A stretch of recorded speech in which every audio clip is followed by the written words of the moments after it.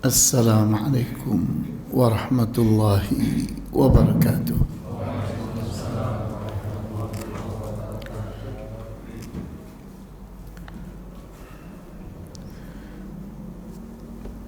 Innal hamdalillah nahmaduhu wa nasta'inuhu wa nastaghfiruhu wa na'udzu billahi min shururi anfusina wa min sayyiati a'malina may yahdihillahu fala mudilla lahu wa may yudlil fala hadiya lahu wa ashhadu an la ilaha illallah wahdahu la syarika lahu wa ashhadu anna muhammadan abduhu wa rasuluhu la nabiyya ba'dah. Nusalli wa nusallim ala rasulina al-amin wa ala alihi wa ashabihi wa man tabi'ahum bi ihsanin ila yaumiddin wa ba'd. Ikhwani wa akhwati fid din, a'azzakumullah. Kita masih sedang membahas kitab Al-Arba'in An-Nawawiyah dan masih pada hadis yang ke-6, di mana hadis yang ke-6 itu berbicara tentang perkara halal itu jelas, perkara haram itu jelas, namun di antara keduanya ada perkara yang mushtabihat, yang mengandung syubhat. Maka kewajiban kita adalah menyelamatkan diri kita, agama kita, kehormatan kita dari terjebak dalam syubhat. Karena terjebak di dalam syubhat itu artinya bisa seseorang terjerumus di dalam perkara yang haram. Dan Rasulullah SAW telah memberi perumpamaan. Perumpamaannya adalah teritorial yang terlarang, di mana setiap penguasa, setiap raja itu punya teritorial atau wilayah terlarang, terlindungi. Nah, Allah pun sama, punya wilayah yang Allah lindungi, Allah larang, Allah haramkan orang untuk masuk kepada wilayah itu. Wilayah apakah itu? Wilayah maharim, apa-apa yang Allah haramkan. Nah, kemudian Rasulullah SAW pun membuat suatu percontohan di mana manusia itu punya jiwa. Jiwanya itu ada di dalam segumpal daging. Kalau segumpal daging ini baik, kata Rasulullah, baiklah sekujur tubuh. Kalau segumpal daging ini buruk, buruklah sekujur tubuh. Apakah itu? Jawabnya jantung. Di mana di dalam jantung ada nyawa. Di dalam nyawa ada hawa nafsu. Kalau hawa nafsu itu berhasil digembalakan, dikelola, dikendalikan dengan baik sehingga hawa nafsu itu baik, maka sekujur tubuh jadi baik karena mengikuti hawa nafsu yang baik. Tapi kalau seseorang gagal karena meliarkan, tidak menggembalakan hawa nafsunya, maka akibatnya di saat dia mengikuti hawa nafsunya, maka celakalah dia. Kenapa?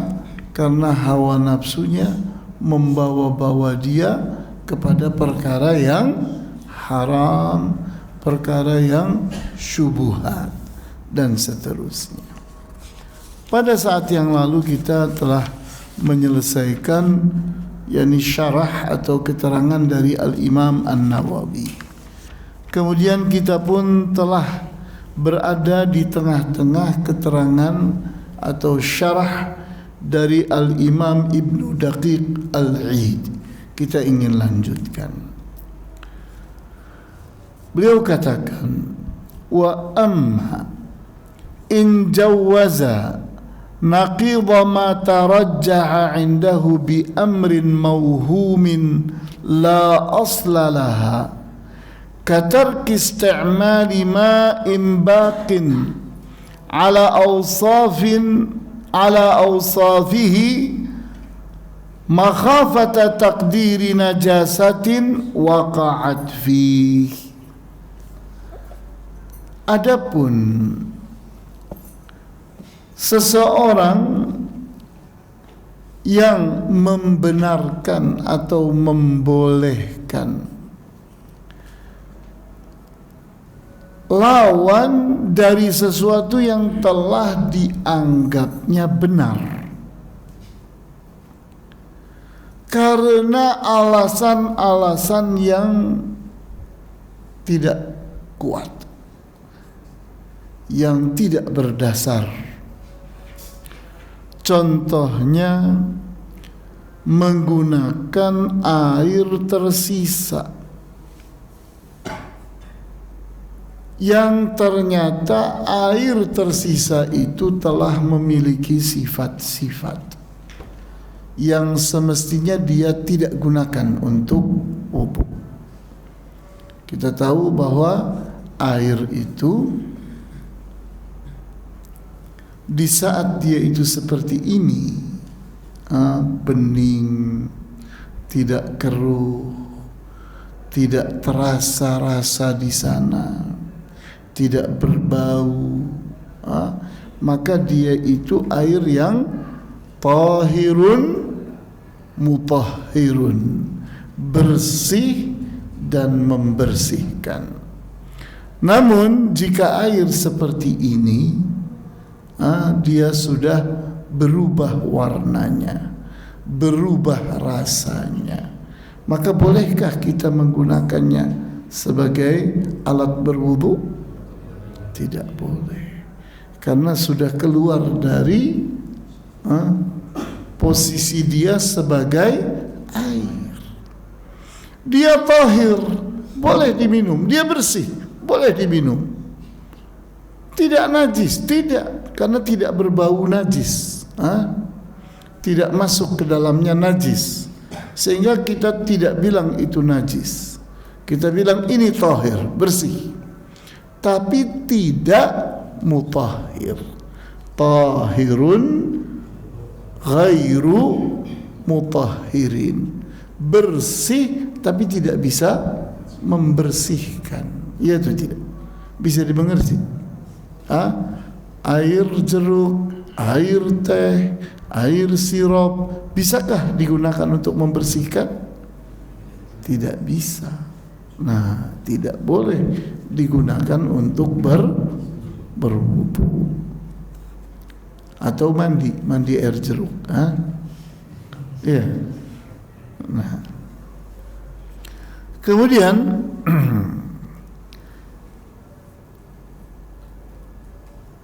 ini jadi seseorang itu sudah tahu, sudah berilmu, sudah tahu dia kalau air itu ada air yang tahirun mutahhirun, ada air yang tahir saja tapi tidak mutahhir. Maka di saat dia mendapatkan ada air musta'mal, sudah digunakan, sudah berubah sifatnya, maka seharusnya apa yang dia lakukan? Jangan digunakan untuk berwudu. Maka ini cara yang selamat. Dia telah menyelamatkan agamanya. menyelamatkan sholatnya, iya atau tidak? Jangan sampai gara-gara wudhu yang salah, tidak menggunakan air yang seharusnya, sholatnya diterima atau tidak? Tidak. Jadi yang korban apanya? Sholatnya, ibadahnya, agamanya, iya atau tidak? Bisa dipahami. Nah, di sini kita harus waspada terhadap syubhat. Air yang sudah digunakan itu bisa berposisi sebagai mushtabihat, sesuatu yang membingungkan. Maka lihat sifat-sifatnya. Kemudian berikutnya lagi au katarki salati fi mawdi'in la athara fihi makhafata an yakuna fihi baulun qad jaffa. Contoh yang lain adalah seseorang tidak mau sholat di suatu tempat di mana dia takut tempat itu ada kencing yang mengering, ada kencing yang mengering. Bagaimana nih? Antum masuk ke sebuah ruangan, misalnya berbau, bau apa? Bau pesing, bau pesing. Tapi tidak ada air di sana, tidak ada basah di sana. Salat apa jangan? Jangan. Kenapa? Hidung antum sudah mendapatkan tanda, ya atau tidak? Ya, bisa dipahami. Nah, ini seseorang terbimbing oleh ilmunya. Dia walaupun tidak melihat najis, tapi dia tahu ciri-cirinya najis, ya atau tidak? Kemudian berikutnya lagi, au ka ghusli thawbin makhafata isabatihi najasatan lam yushahidha wa nahwa dhalik.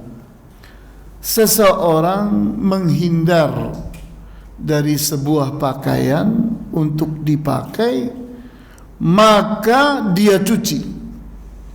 Ini saya ragu-ragu nih, pakaian saya ini, baju saya ini, saya tidak akan pakai sholat. Kenapa? Saya mencium bau yang aneh. Maka saya lebih baik mencucinya.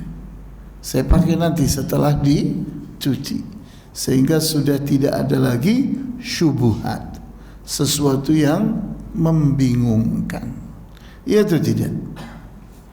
Kecuali kalau pakaian itu bersih, baunya bau harum, tidak terlihat ada tanda-tanda najis, maka kita pakai. Jangan was-was, jangan ragu-ragu. Tapi di saat ilmu kita berbicara, di mana ilmu diantaranya berbicara dengan tanda-tanda, ya atau tidak? Antum kalau mau sampai ke suatu tempat, pakai Google Map, itu pakai ilmu atau tidak? Pakai ilmu. Atau antum memperhatikan rambu-rambu sepanjang jalan, itu pakai ilmu atau tidak? Pakai. Seperti itu. Seperti itu. Kemudian berikutnya lagi, fahadha yajibu alla yultafata ilaihi fa inna tawaqqufa li ajli dhalika tajwiz hausun wal wara'u minhu waswasatu syaitan id laysa fihi min ma'na syubhati syai'un wallahu a'lam. Hal yang demikian kalau seseorang melihat pakaian kemudian tidak ada tanda-tanda najis, baunya tidak ada, warnanya tidak ada, rasa tidak ada. Ini pakaian ini kita hukumi apa? Bersih. Seseorang katanya enggak, saya ragu-ragu, maka saya cuci. Ini baik atau buruk? Baik atau buruk? Baik atau buruk? Kenapa buruk?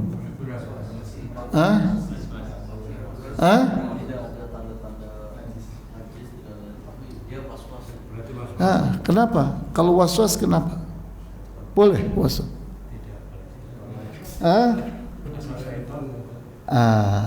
Mengikuti bisikan syaitan itu tidak boleh. Karena keraguan tanpa ilmu itu harus dibuang. Ya betul tidak? Saya pada pertemuan yang lalu telah menyebutkan hadis. Masih ingat gak? Apa hadisnya? Saya baca ujungnya. Al-yaqinu. Apa tadi? Al-yaqinu la yazulu bisyak. Keyakinan itu tidak hilang karena keraguan. Jadi tidak boleh kita menganggap yakin itu bisa hilang karena ragu-ragu. Tidak bisa. Kalau kita mengikuti ragu-ragu, itu artinya mengikuti waswasatu syaitan, bisikan syaitan. Tidak boleh.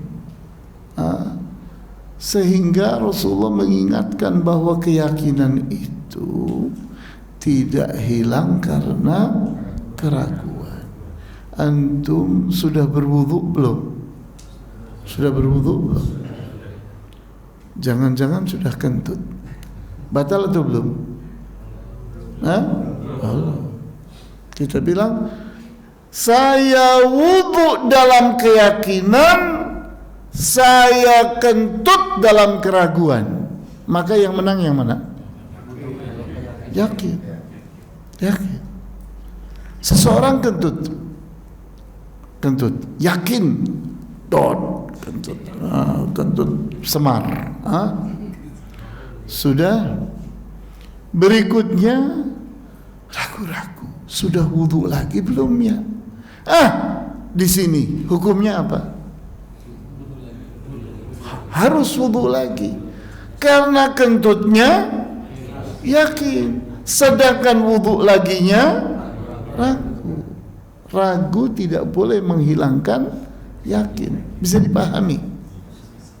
Kalau seseorang main sholat saja, dia sedang mengikuti siapa? Setan. Tidak boleh. Mengikuti keraguan itu tidak boleh. Orang harus mengikuti keyakinan. Ya, bisa dimengerti ya. Wa qawluhu la ya'lamuhunna kathirun minan nas, la ya'lamu hukmahunna minat tahlili wat tahrimi, wa illa falladhi ya'lamu syubhata ya'lamuha min haitsu innaha mushkilatun litaraddudiha baina umurin muhtamalatin. فإذا علم بأي أصل تلتحق زال كونها شبهة وكانت إما من الحلال أو من الحرام. Kemudian sabda Rasulullah SAW, la ya'lamuhunna kathirun minan nas, tidaklah mengerti syubhat, mustabihat, kecuali yakni sedikit orang. Kebanyakan orang tidak mengerti. La ya'lamuhunna, tidak mengerti perkara-perkara syubhat, kathirun minan nas, banyak dari para manusia. Artinya yang mengerti ada sedikit. Kebanyakan orang tidak mampu membedakan mana yakin, mana ragu. Nah, maka di sini diterangkan oleh Al-Imam Ibnu Daqiq Al-Id, tidaklah mengerti hukum syubhat, hukum syubhat ini halal apa ini haram, tidak mengerti, tidak mampu membedakannya. Nah, maka orang yang mengerti syubhat tahu bahwa ini adalah sesuatu yang meragukan, karena dia berada di antara dua kemungkinan, kemungkinan halal, kemungkinan haram, kemungkinan tahir, kemungkinan najis, kemungkinan baik, kemungkinan buruk, kemudian kemungkinan berpahala, kemungkinan berdosa. Dua kemungkinan itu ada, karena ini syubhat, ini meragukan. Nah, maka di saat seseorang itu berilmu tentang tanda-tanda keyakinan, tanda-tanda keyakinan, maka keraguan hilang. Contohnya tadi, seseorang mengerti tandanya air bersih apa tadi? Tanda bening, terus warnanya tidak berubah, tetap warnanya air bersih. Kalau ini udah berubah belum? Udah. Kemudian yang berikutnya apa lagi? Apa itu? Rasa. Yani rasanya rasa sesuatu yang, ini air tapi kok ada rasanya. Padahal namanya air selalu asrep, iya kan?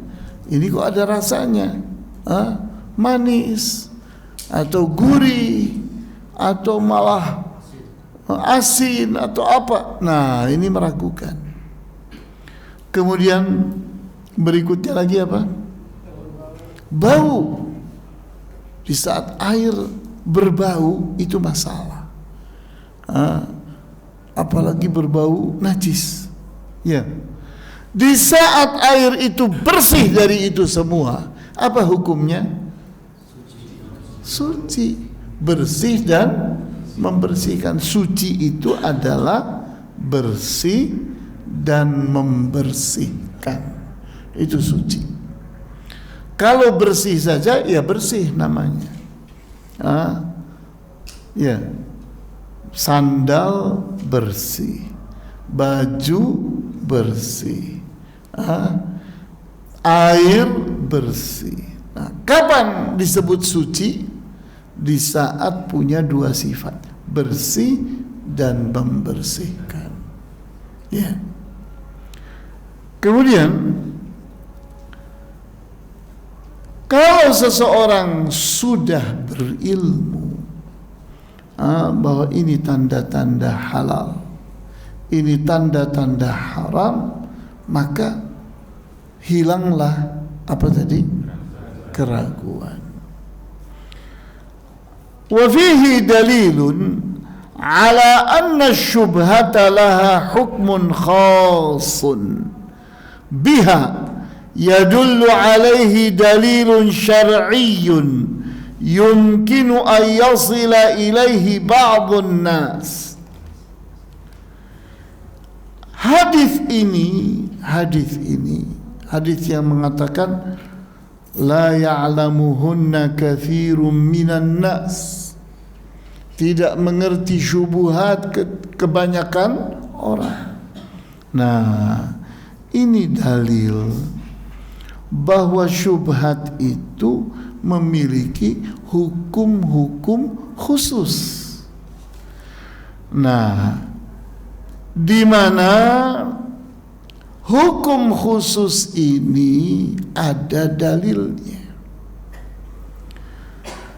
yang mungkin untuk dipelajari oleh orang.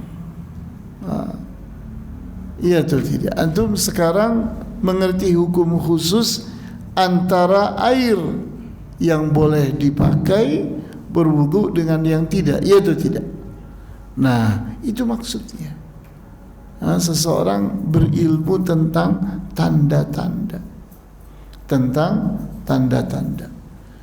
Antum main gebiah uyah saja, menggeneralisasi riba, dikit-dikit riba, dikit-dikit riba. Contoh, seseorang yakni bertransaksi. Ini harganya Rp1.000 kalau dibayar kontan. Tapi kalau mau hutang 6 bulan harganya 2.000. Silahkan transaksi, pilih salah satunya. Kita bertransaksi dengan satu transaksi. Halal atau haram? Saya ulang lagi. Halal atau haram? Kenapa halal?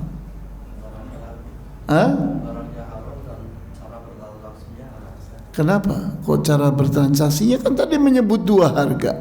Harganya 1.000 dan 2.000. Akad transaksinya kenapa? Apa jelas?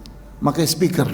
Jelas karena pakai speaker. Yang satu jika cash 1.000, yang kedua tempo harganya 2.000. Terus?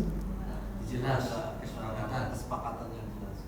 Kalau saya transaksi sama antum sekarang, ya siap, nanti ini harganya 1.000 kalau antum kontan, 2.000 kalau antum 6 bulan. Oke. Haram atau tidak? Haram. Kenapa? Karena dua harga pada saat transaksi tidak boleh. Tapi kalau dua harga sebelum transaksi dan transaksinya hanya satu harga, boleh atau tidak? Ayo jadi kawan, saya ambil yang satu, yang apa namanya sekali bayar kontan. Udah itu saja, selesai. Halal atau tidak? Halal. Kenapa? Karena satu transaksi. Yang tidak boleh itu menggantungkan transaksi. Ingat, kalau kamu nanti bayarnya tidak kontan, jadi 2.000. Itu riba. Ya, jadi riba. Tapi kalau pada satu transaksi hanya satu saja, tidak. Antum boleh menderet di sini daftar harga.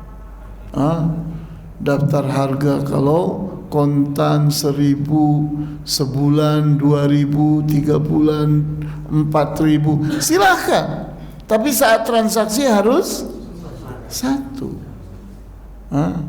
Saat bertransaksi hanya satu.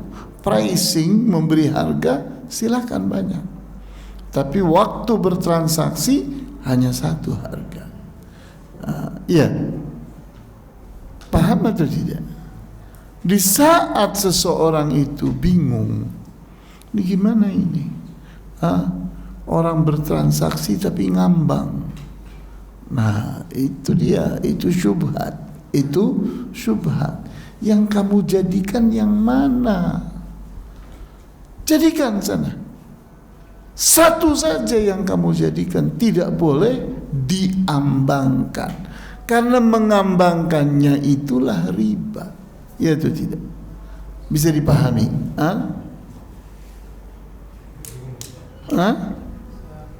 Apa? Bingungnya kenapa? Bingungnya kalau udah kata tadi itu udah ada kesepakatan di awal transaksi pertama yang harga 1.000 dan 3.000, tapi yang membingungkan setelah transaksi beda waktu kemudian naik jadi kok jadi masuk riba. Sedang mengikat kan boleh ya cash 1 bulan ya. Iya, ini saat transaksi dua harga. Saat transaksi dua harga boleh atau tidak? Tidak boleh, yaitu masalah. Kalau saat transaksi di sini setumpuk harga, macam-macam harga, silahkan aja itu menu. Seperti antum makan, ini sayur asam segini, sop segini, daging sapi segini, ayam segini, silahkan itu menu. Tapi pada saat transaksi antum tentukan hanya satu saja. Nah, saya mau kontan saja. Udah selesai. Saya mau 2 bulan. Udah satu saja. Jangan kemungkinan nanti kalau saya terlambat 3 bulan, ya saya nambah lagi. Itu riba. Ya atau tidak? Bisa dimengerti atau tidak? Karena mengambangkannya itu memasukkannya ke dalam syubhat. Tapi memastikannya hanya transaksi itu melepaskannya dari syubhat. Bisa dipahami ini. Kemudian hadis itu pula di potongan berikutnya. Faman ittaqa syubuhati faqad istabra'a li dinihi wa 'irdihi mimma yashtabih.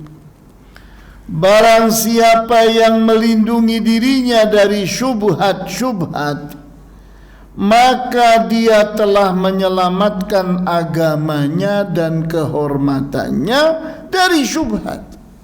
Ya atau tidak?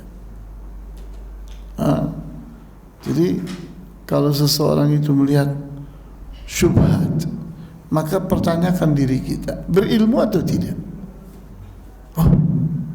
Saya urusan ini belum tahu ilmunya, tinggalkan. Karena meninggalkan syubhat itu menyelamatkan agama dan kehormatan diri. Karena orang yang berbuat syubhat, orang ini deket banget sama rentenir. Ya, nah itu yang tidak boleh. Akhirnya dia tercela. Kenapa? Karena dia suka ngambil uang dari rentenir. Ya atau tidak? Tapi di saat seseorang itu memastikan, saya ambil yang kontan saja, atau saya ambil satu harga saja, ini saya ambil, itu hak kamu. Boleh, silahkan. Karena dua-duanya dibenarkan di dalam Islam. Kemudian sabda Rasulullah berikutnya, wa ma waqa'a fi syubuhati waqa'a fil haram.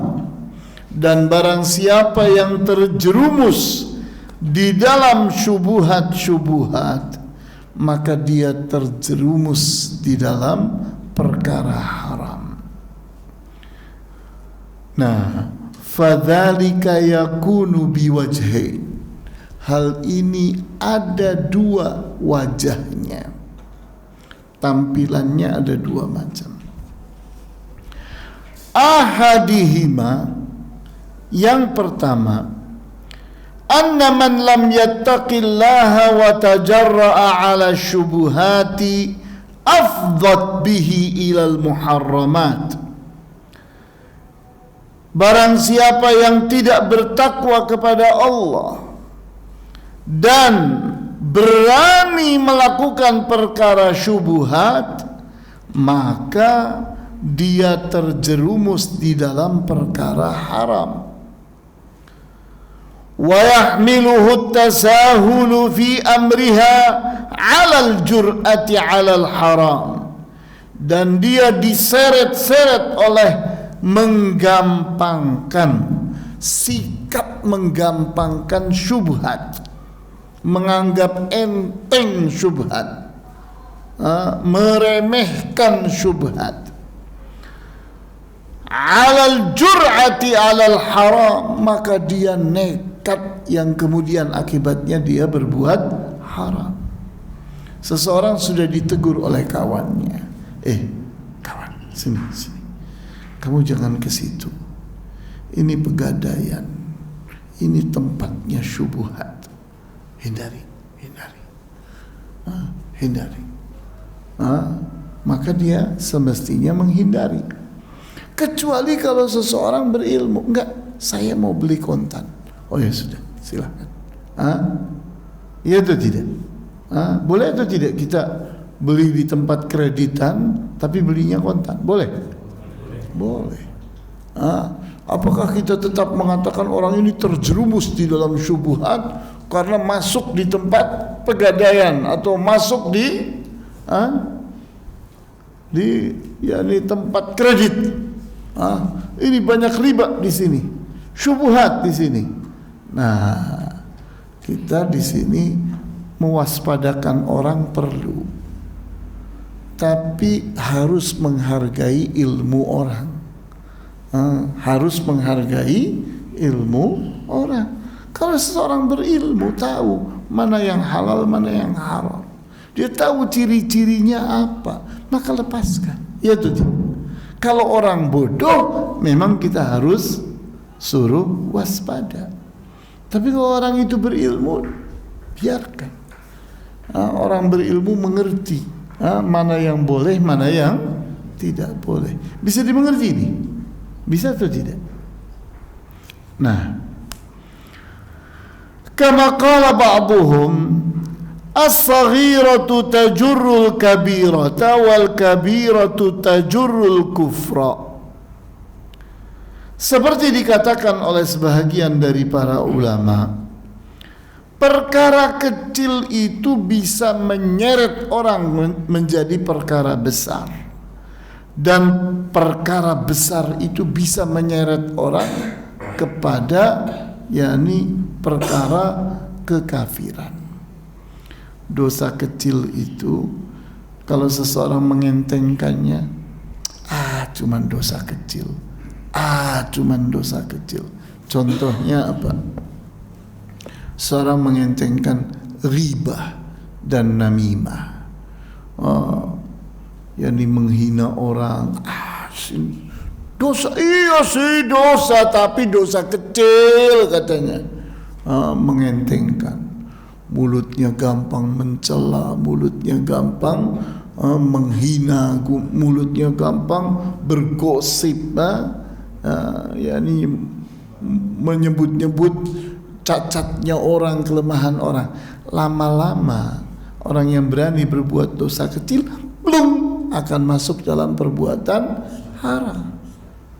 Ya atau tidak? Iya atau tidak? Kenapa? Karena cepatnya lidah. Iya atau tidak? Antara berpikir sama berbicara seringkali lebih cepat berbicara. Iya atau tidak? Kepleset seseorang, perucut, keperucut, kan bahaya sekali, bahaya. Masya Allah. Kemudian wa kama ruya an ba'dhi salafi al-ma'asi baridul kufri. Sebahagian dari para ulama as-salafus salih mengatakan bahwa perbuatan-perbuatan maksiat itu mengantarkan orang kepada kekafiran. Jadi jangan suka nekat dengan perkara maksiat. Mengentengkan, lama-lama jadi orang kafir. Loh, bisa Ustaz? Bisa. Antum membedakan antara orang minum arak dengan keyakinan arak itu haram, dengan orang minum arak dengan keyakinan arak itu halal. Sama atau beda? Sama atau beda? Apa bedanya? Sama-sama minum. Saya ulang lagi.